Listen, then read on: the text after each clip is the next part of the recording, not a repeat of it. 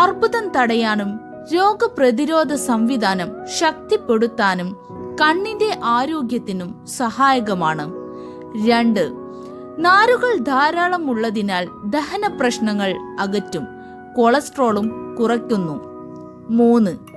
Calorie വളരെ കുറവായതിനാലും പോഷകങ്ങളെല്ലാം അടങ്ങിയതിനാലും ശരീരഭാരം കുറയ്ക്കാൻ സഹായിക്കുന്നു.